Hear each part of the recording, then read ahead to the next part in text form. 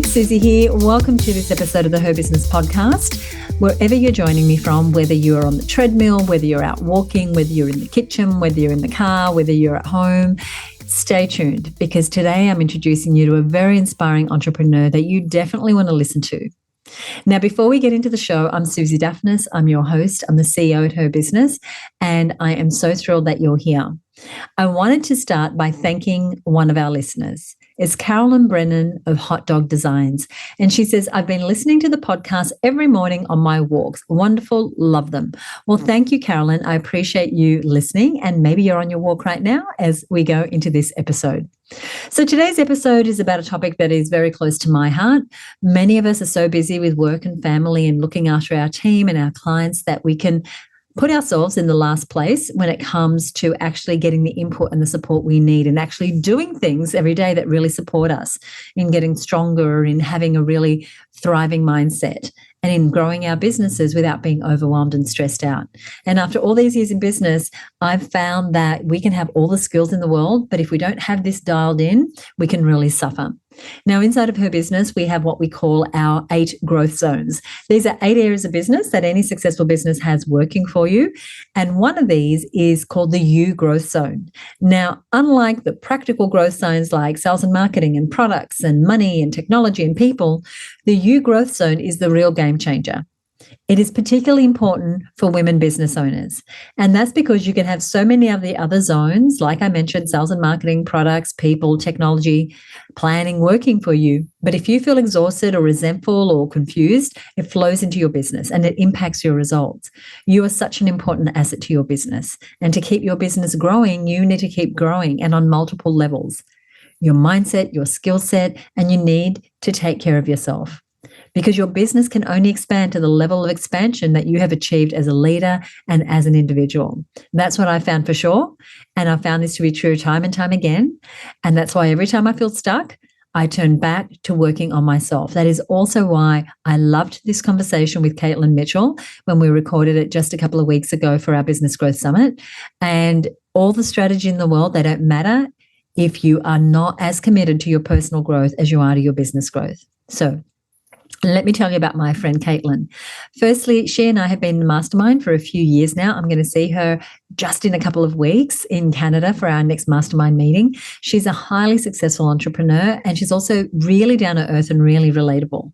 She has such a commitment to her personal and her professional development and to making a real difference in the lives of her clients. Now, she has 2 main businesses. One is EB Academics. That's where she helps middle school English language and arts teachers actually find work-life balance while increasing their students' learning outcomes. So that is her big business. That is where she's helping thousands of teachers every single month. But she also started another business because she's a great CEO. She's a great leader. So she started a program called Excellence in Leadership. And it's a business consulting company that works with 6- and 7-figure female entrepreneurs who want to fully focus on developing their role as CEO in their business. Now, in this interview, here's what you're going to hear. You're going to hear the sorts of things that made our members send me messages to say, she is amazing. Caitlin's session was awesome. Caitlin was so inspiring when she talked about her business growth. Caitlin was terrific. All this love for Caitlin. And here's why. You're going to hear from her own experience in her very honest, insightful way about the importance of having a clear vision and a purpose, about the transformative power of personal growth and self-awareness. And she's even going to give you some hacks. We're going to talk about strategies for managing your inner dialogue and the role that mindset and belief in achieving success, how that can propel you forward or how it can keep you stuck.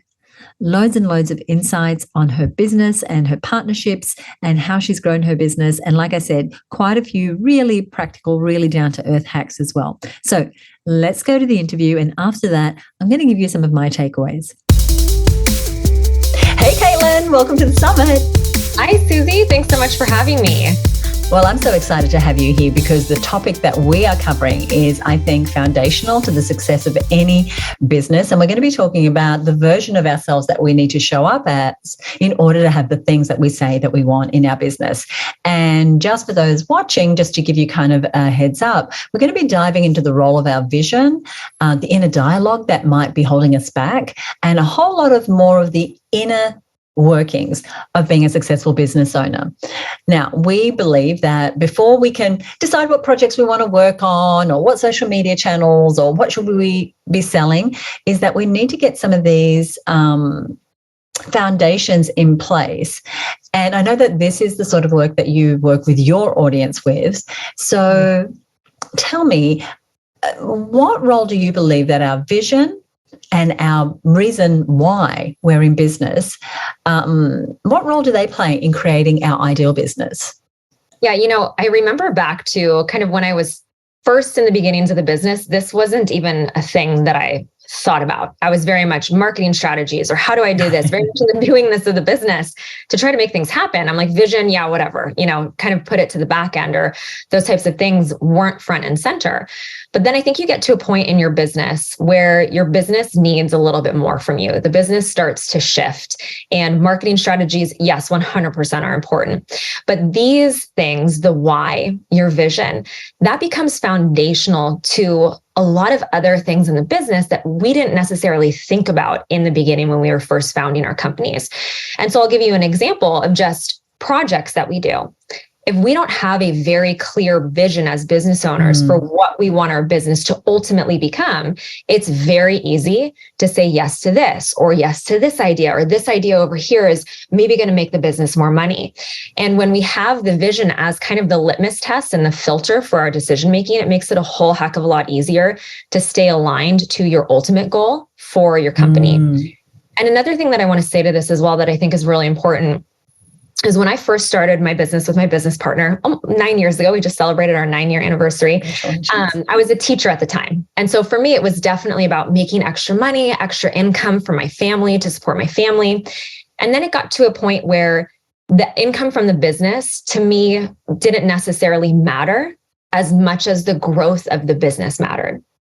And so the growth and future trajectory of the company, that why are we showing up every day? Why are we doing what we're doing? What is the impact that we're having on the world? What is that why for this? As opposed to in the beginning, the why was very much, my family needs a little bit of extra money to pay for things. I was a teacher, I made $45,000 a year, was the most I ever made as an educator. Yeah. And so that why is, and I have it right here on my board of remember your why. Why are we doing what we're doing? And so when things get difficult, which they inevitably do in business in some capacity, you get to realign to a purpose-driven why, a purpose-driven life, a purpose-driven business that I think everybody really is motivated by, that type of impact that you get to have on the world. So that foundational thing is something that I don't think we really think about in the beginning, which I think is totally fine.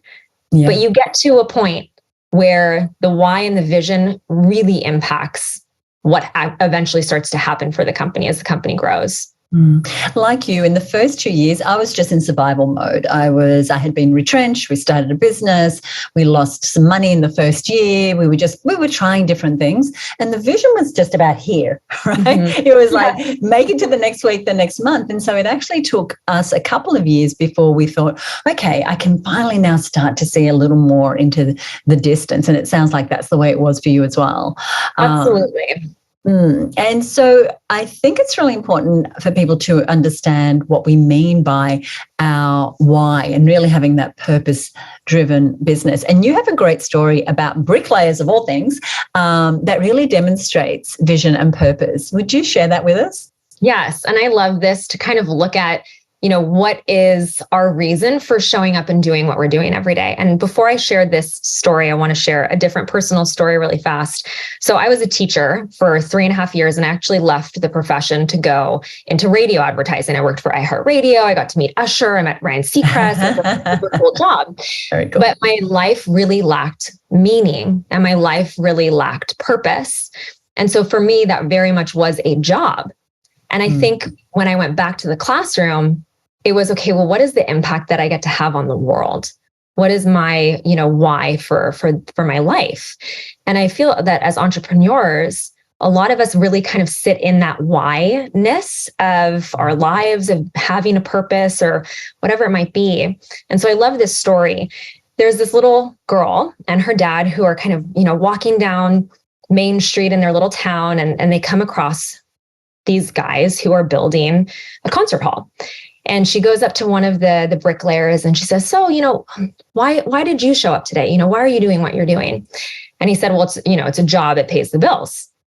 And she goes, okay, that's great. Let me go ask somebody else the same question. So she goes and asks the second bricklayer. And he says, well, I took, one of those tests on what I should do with my life. And the test said that I should be a bricklayer. So that's why I'm here. And I think a lot of us kind of fall into those one or two answers. And then she goes and asks the third bricklayer and she says, well, why did you show up today? Why are you here? And he said, it's because we're building a concert hall where musicians will play that I will never meet, who will touch the lives and hearts of people that I will never know. And it always gives me chills when I think about that, because it's the much larger impact that we will never get to see of the work that we do. And so I offer this to people all the time of, what's your third bricklayer answer for your life? Why are you doing what you're doing? And maybe it is directly related to your audience and the customers and the people that you serve. Or maybe it's something in your family that you're getting to impact your children's lives, or your husband's life, or your partner's wife, or whatever it might be. Or even in another capacity that, maybe your business grows so much that you get to donate to causes that you really believe in, that are impacting people's lives in a much greater capacity that we will never get to see the impact that we get to have. And so I think for your audience, to invite them to think about, well, what's their third bricklayer answer to why they're doing what they're doing with their businesses. I want to share my third bricklayer answer with you. Yes.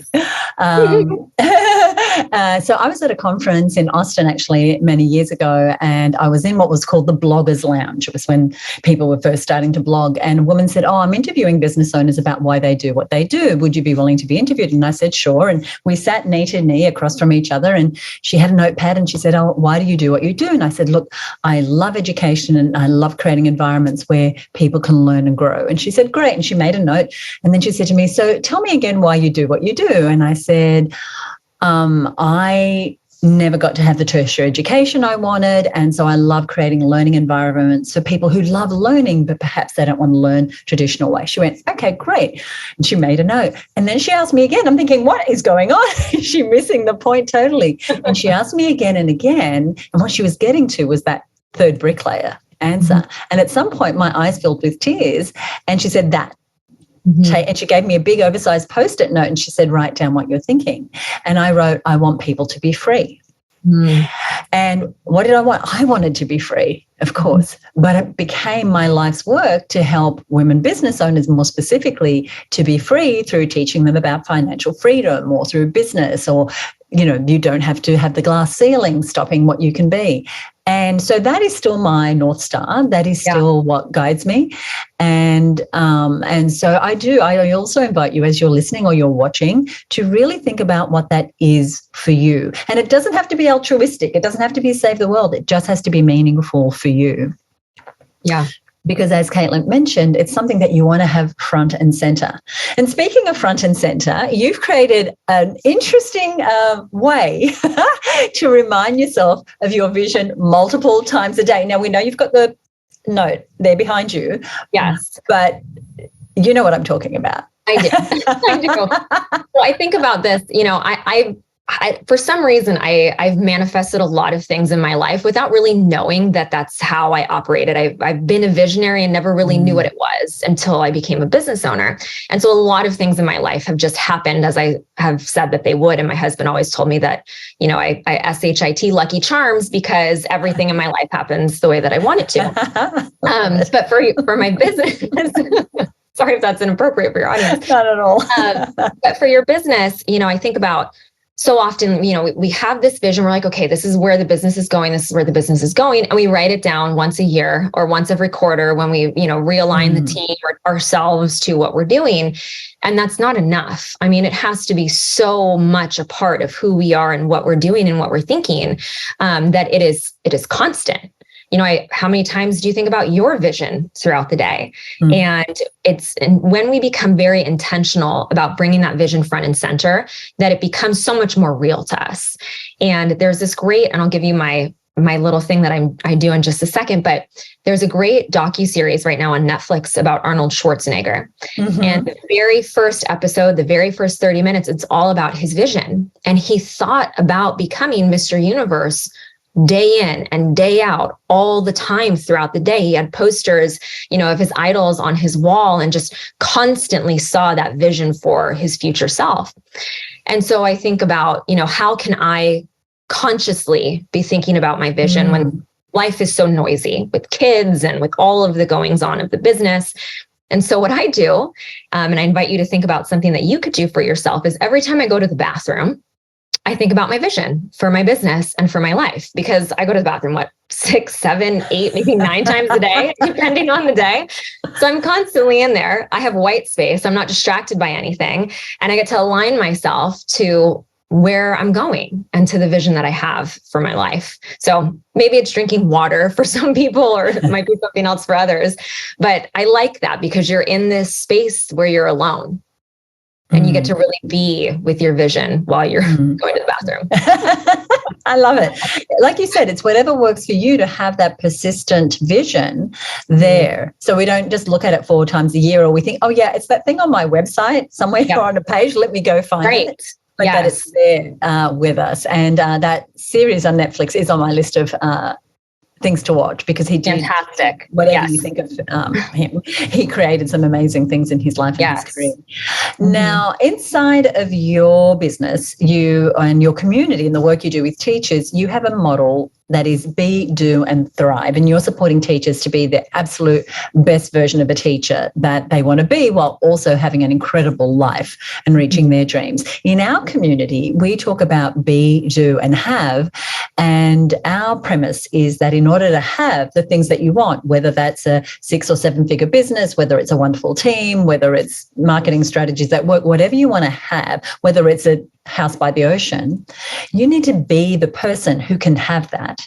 You need to show up as the person who can have that, and you need to do the things that people like that do, because we believe that you can't just say, I want this, and not be the person and not take any action and manifest that.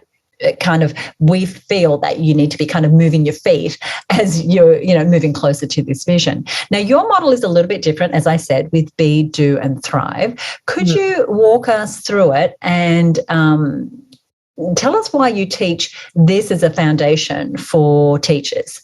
Yeah, I think that's a great question. And what I love about this is because a lot of us say we want things. I want this, or I wish I had that. And we can't want and wish our way to success. I think something has to change. If nothing changes, nothing changes. And I think a lot of us sit in the place of like, oh, this resource or this strategy or this whatever thing will be the one thing that changes everything for me. And that's not the case. The one thing that changes everything for us is our own belief of self, of who we are and how we show up with those strategies or with those resources. And so for our teachers, I think it was really important for them to understand that so much of their success is predicated on their belief that they can actually do those things. Because every teacher who comes into our world, and just like, with your audience, they're all going to get the same resources. They're all going to get the same, batch planning boot camp, which is how we teach teachers how to plan. And they're going to get all of our same frameworks, all of the same things. But there are going to be some teachers who are going to be successful. And there are going to be other teachers who aren't. And we found when we first started the business that we didn't really have this kind of be, do, thrive motto undercurrent to what we were doing. And teachers were running up into this resistance of overwhelm. Well, I can't do it. And we realized that something fundamentally has to shift or gets to shift for our teachers or for us as people, business owners in the same capacity, in order for them to take different action, to ultimately see those results and get to leave school at 3:15, or for your audience, have the beach house or whatever it is that they want to manifest or have in their lives. And so we believed that, if you look at it on a pyramid, that strategies, tactics, resources are up here. It's a small piece of the pie, but the foundation of it is down here, is the you-ness, is who you be in the world, who you are, what you believe is possible. So we believe that that was incredibly important to, equip our teachers with this mindset work, that teachers come into our world and they're like, just give me the resources. And we're like, that's fine. We'll give that to you. Yes. But this is going to be the thing that changes everything for you. So it's been remarkable to watch that unfold. Yeah. I know the school system is different in the US, but similarly, teachers, I think all over the world, they go through their traditional training and it's all about lesson planning and how to be in the classroom, but they don't have these foundations. And I think that's why you're so hugely successful at moving these, mostly women, I expect, towards having these amazing careers, but also having time with their families, being able to leave at 3:15 and knowing that they are still making a huge impact on their students. I absolutely love it. You talked about sorry, go ahead. Sorry, I was just going to say, because what's the difference? I'm the teacher who leaves at 3:15 and the teacher next door to me stays until 6:00. We both have families. We both have the same resources. We both have the same everything. It's what I believe and how I show up and who I am, right? It's my discipline. It's all of these habits that I'm adopting of somebody who leaves at 3:15 and goes home and is with my family, whereas opposed to the person next door to me isn't necessarily operating from that same place because they don't have that way of being in their person yet. And I can map that totally across to business owners. Is the business owner who is always stealing time away from family to do that bit of work, to take that client meeting, to work on that strategy, but wishes they had more time for the things that really matter. And yet I know even women who come into our world, they're equipped with business growth strategies and ways to do strategic plans and ways to market their business and plan their business and create systems. And some women will step into that. They'll put that CEO hat and say, I am the business owner. And they will start to be that person who brings on a team, who has a plan, who isn't throwing spaghetti against the wall and hoping something sticks. And they get, I love that. They get the same, everyone gets the same resources and the same opportunities. We often even attend the same courses, but some people will step into, this is who part of who I am, and this is how I want to show up in the world. And so I really want you, as you're listening, just to think about what your goals are, and then how are you showing up as the person who can have those things. Now, there's something that I know you say about goals and about this is what I want, and that is that the goal is not the goal. Would you explain what you mean by that? Yes, I love this kind of thought that we get to offer ourselves as business owners, because so often we'll set these goals, like it's a revenue goal or the new members goal or whatever it might be. But who we be and how we change in the pursuit of that goal is actually what's important, right? Is actually what growth is. And so I'll relate this to fitness. I work out all the time, and that's a huge part of, I feel like, my success actually as a CEO, as a business owner. But I was having a conversation with one of the women who was in this like nutrition class with me. She's like, I'm not seeing the results that I want to see. I was like, okay, but how have you changed? She's like, well, I'm more disciplined. I'm happier. I'm making better choices, and I'm aligned to, and I'm like, okay. And because that's great. Look how much you've grown and look how much you've changed, even though you haven't hit your goal that you wanted. And she was like, oh, that's a really interesting way to think about it, because now I feel so much better about the progress that I've made, about the growth that I've seen, because we are always going to set new goals. We're going to hit the goal, and then we're going to set another goal. We're going to hit that goal and set another. So we'll always be chasing the goal, which is fine and great. And I think there's a lot of benefit to us as business owners when we start to realize how we are changing in the pursuit of these new goals that we're setting for ourselves all along. It is that fundamental beingness that you talk about, be, do, have, that's shifting as we are moving toward these goals. So if you offer to your brain that the goal is not actually the goal, it's who I am becoming in the pursuit of that goal, that's actually what really matters. So whether or not I hit that goal is irrelevant. It's about how I play the game. It's about how I'm showing up. It's about how I'm changing as a person. I love that. And I find it so true. I remember, Caitlin, when we were at about $300,000 and we had a few team members, but we were just burning ourselves out. And we knew we needed something different. We actually took a few days away to a beachside town and we just unpacked the business. And what we discovered was that in order for us to have a new goal, and the goal was $1 million, and it sort of came clear to me that weekend, I thought, this is what I want, $1 million business, that I couldn't get there just by working longer hours, just by turning up to the office a little bit earlier or by working harder. Or what I had to do is I had to be the person who could have $1 million business. And I had to think about, while the goal was $1 million, what actually happened was the transformation of being someone who could recruit and manage a team and motivate them, who could put in place marketing strategies, who could leverage themselves, who could buy back some of their time, who could make strategic alliances, who could just step into the role of what that goal represented. And so when we hit the goal, like you said, we just set another goal, but it was who we became in the process. And that transformation, that inner game of business, for me, that's the juicy bit, right? Who we get to become. And as we've chosen to be, whether it's a teacher or a business owner, it's an opportunity for us to learn and grow and not just have our self-expression, but to really learn more about ourselves, learn more about how we think, learn more about the inner dialogue that might be stopping us, which is what I want to ask you about next, because I know you are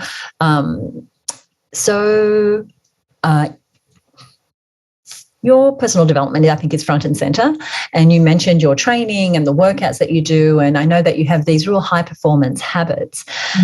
But all of us, have the inner dialogue that sometimes can work against us. How do you manage the inner voices that might at times want to drag you down? Yeah. So last year, I'll just give you some context for this. I had a bad 2022, like personally, emotionally, it was just not a good place to be. And my thoughts and the things that I was telling myself were really feeding into this negative narrative that then became my reality, because our thoughts dictate our actions, dictate our results, and dictate, what we ultimately experience in the world.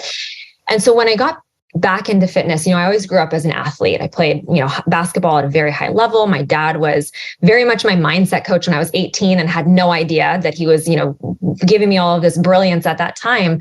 But as I got back into fitness and I started working out and realizing how much what I was telling myself at the gym was making what was possible for myself physically in reality, when you're lifting weights that are heavy or whatever it might be, I started to realize the power of really, truly understanding the thoughts that we're telling ourselves are so, so important. Because who else do we listen to as much as we listen to ourselves throughout the day? Nobody else. Good point. Nobody else. And so our thoughts are dictating our narrative for what we believe is possible in our lives. So if you're a business owner and you're telling yourself, well, I'm not the CEO that this business needs from me, or I'm not going to be able to do this. Well, of course you're not going to be able to, because that's the narrative that you're telling yourself.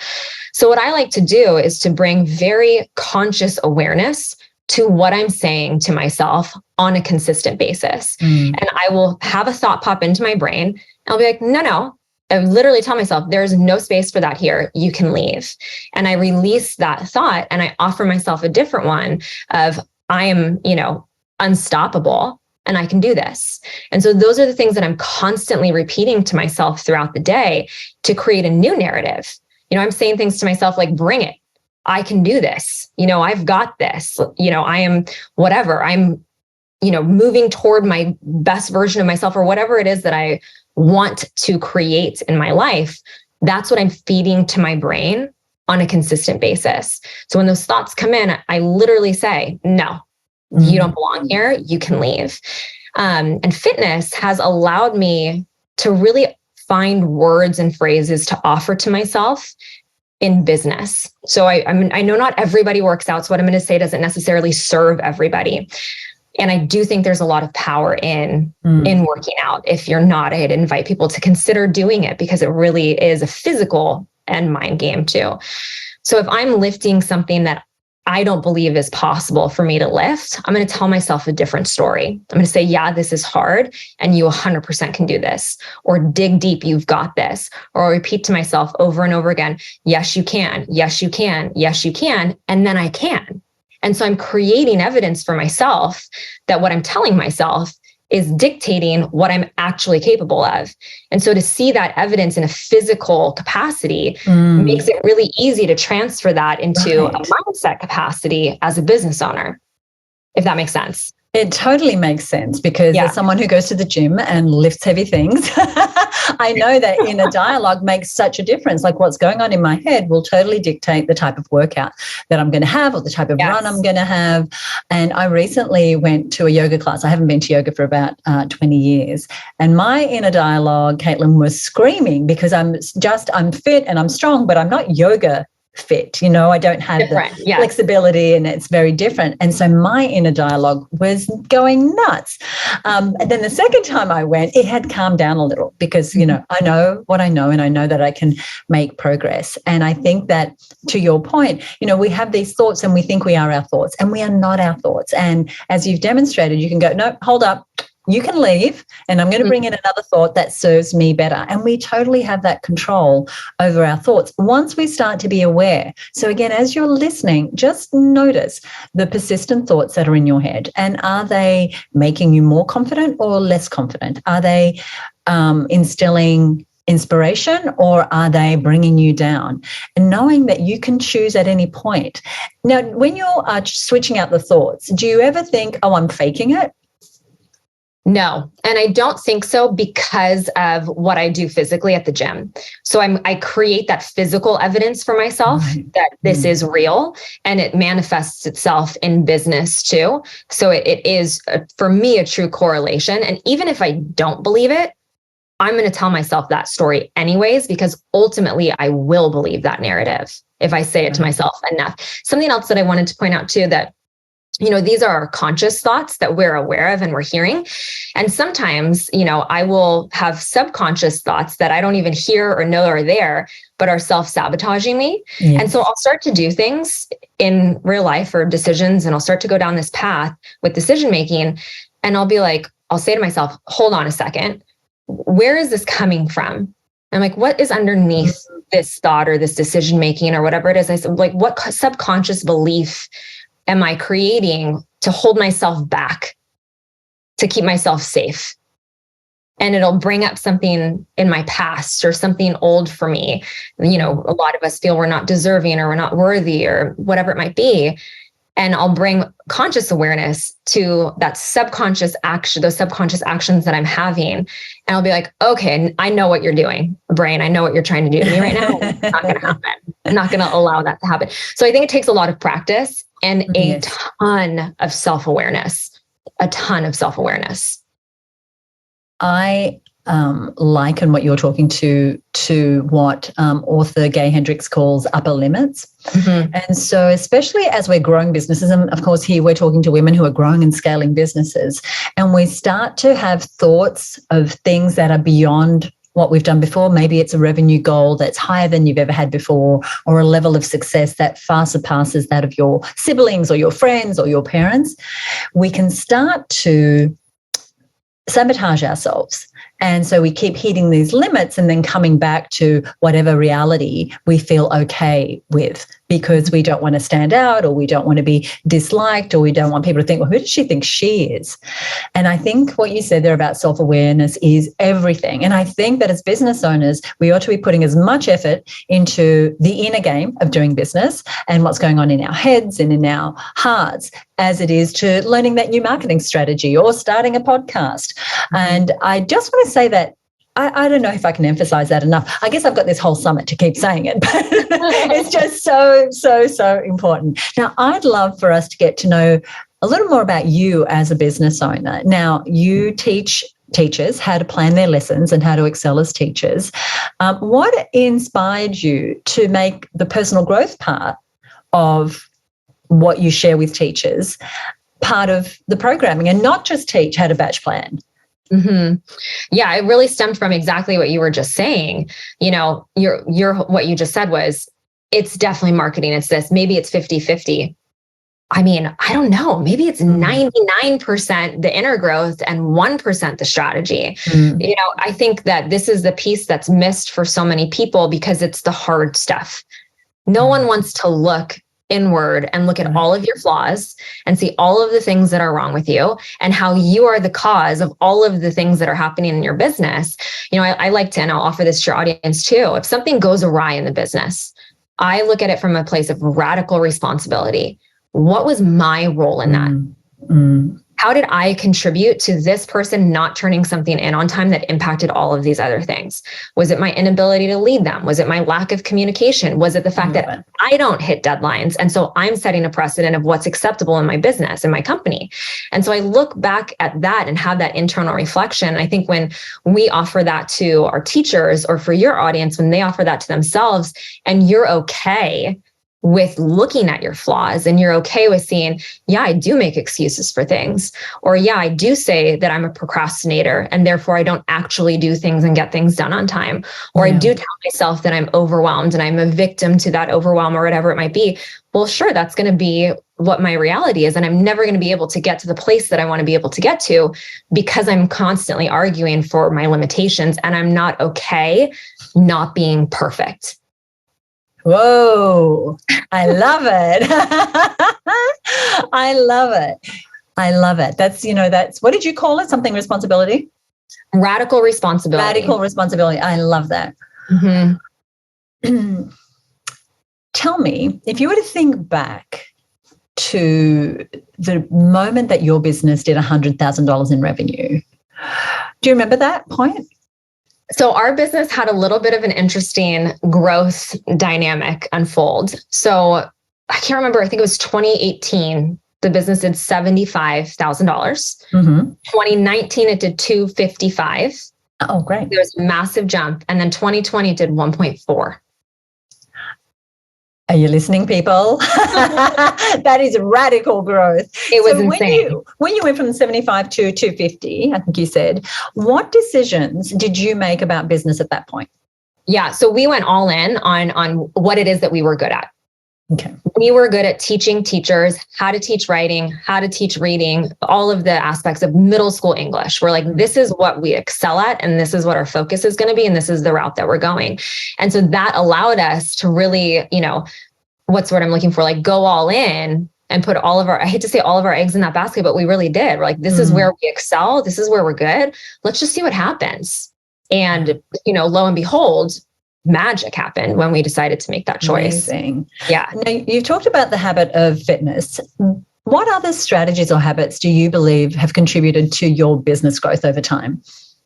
Yeah, I think having singularity of focus was huge for us, and making our membership is the main thing. That's the way that we're able to serve our teachers the most. We have 2 other programs as well, but the membership, once we made the membership the one thing, that changed our decision-making to be very clear. What was our ultimate goal? How are we serving our teachers? Where are we expanding our efforts? And that has allowed us to, right now, the business is going through another shift where we're focusing more on the B2B aspect of things and partnering with schools and school districts. And because we have this robust membership, we're able to, have those types of partnerships where if we hadn't made that choice and gone, with the one thing being the one thing, we wouldn't be in the position that we are today. So I think that was a huge contributor to that. I love that. Now, you obviously have a new vision and a new place where you're going. What skills and mindset shifts do you feel you might need to make in order to reach that next level? Yes. So one of the things that I offer to my brain all the time is be curious about your greatness. I love that. Yes, it's good, right? Yes. And so I offer that to myself all the time. I say, what are you capable of? What can you do? We're all humans. We are all human beings. We all have, the same things available to us. Why is it that some people are able to go here and others necessarily aren't? And so I'm thinking to myself, Jeff Bezos, I don't know why he comes to my brain, but if he's able to do what he's able to, why can't I do something big like that too? He's just a person like I am. So what am I capable of? What can I actually do?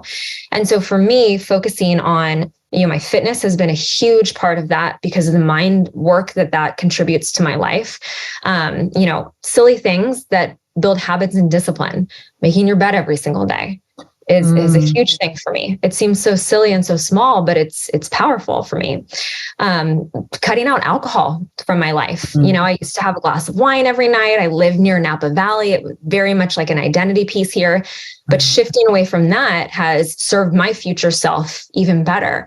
So I'm constantly thinking about, how is this decision impacting my future me? So offering that to my brain. I think the biggest challenge that I'm going to get to work on and will continue to get to work on as I'm curious about my greatness and building out a team is the control thing.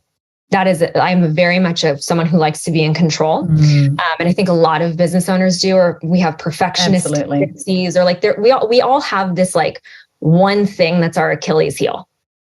And that is mine. Absolutely, of relinquishing even more control as we go to the next level, because it's just not possible for me to see everything anymore. I really get to trust my leaders, the leaders of my company and all of our different departments. Yeah, thank you for your honesty with that. I think that, one, you are not alone in that while we can still be a bit of an octopus and have our hands on everything, we can reach a certain level of growth, but we know at some point we need to buy back our time and bring in other people. And that is going to be a personal development growth thing, that will take you through that. You'll develop the skills and the leadership skills, and you might develop communication skills. But I feel that and I'm in this as well, what we'll also develop is who we be is going to be very much a part of what's going to be the leading edge into this new way of being, in not having to be the one making all the decisions or all the critical decisions. And so thank you for sharing that. I'm sure that many of the women listening will really appreciate that. My final question is, at HerBusiness, our tagline is do what you love every day. What does doing what you love every day look like for you in your business? Yeah. So I feel so fortunate. I feel so lucky to get to do what I do. Monday rolls around and I am so excited for I love Monday. Monday is my favorite. I get to go to work today. It is the best thing. So for me, is having that feeling of just loving my business. I did not feel that way 3 years ago when I was I'm telling myself this story. I'm not the CEO for this business. I can't take it to the next level. I really lacked that belief of self. But now that I'm here and in it and feel really aligned with what I'm supposed to be doing and what I'm good at in the business, which is leading others and helping other people realize their greatness, to me, I get to show up and I get to do great work every single day. But in addition to that, I get to feed myself as a person first. So my top priority, and this may sound selfish to people, but my top priority is me, is my fitness, is eating well, is taking care of myself. Because when I'm operating at my best level, at my A+ level, I am able to so much better pour into other people, my son, my husband, the team, my friends, whatever it might be. So for me, that's what it means, is having the space and time to pour into myself, to then be able to pour into other people. I want to thank you so much. I want to thank you for your transparency and your honesty. And I don't feel it's selfish at all. I do feel that we can show up for others only when we feel whole. Thank you so much for being here. Is there anything you'd like to leave us with? I think the one thing, if I could go back and tell myself something 10 years ago, that would be that the more you are willing to fail, the more you're going to learn about your business and about yourself. So that willingness to fail, I think, is such a key aspect of growing our business and stepping into the who we get to be in the pursuit of the next level of ourselves, of our business, or whatever it might be. Thank you, Caitlin. You're incredible. Thank you so much for having me, Susie. I so appreciate you. Thank you. I hope you enjoyed that interview. I loved what Caitlin said. In so many ways, there's one quote I specifically want to pull out, and that is that the goal itself is not the most important aspect, but rather the transformation and growth that happens in the pursuit of that goal. And I've seen that with Caitlin and her business. I see it with her and her physical training. I see it with the way she just shows up as an entrepreneur. And so I want to thank Caitlin. I'm going to give you all the details to go ahead and contact Caitlin and learn more about her work. But I want to say a couple of things before we go. One of the things that I wanted to share with you, which is one of the reasons that I wanted to make this episode, this interview, which is behind closed doors to our members, available to you, is because you can have all your ducks in a row when it comes to your marketing. And you can say, I want to go here to $1 million business, or I want to go here to having more staff, or I want to go here to working less. But unless you're working on your personal growth as much as your business growth, you are going to find, and I've found this time and time again in over 28 years of running a business, that it can really hold you back. That's why today's conversation was about vision and purpose and self-belief and the habits of high-performing individuals like Caitlin. So go ahead and check out our show notes over at herbusiness.com/237 to get details on how to find Caitlin on Instagram, how to learn more about her leadership program as well.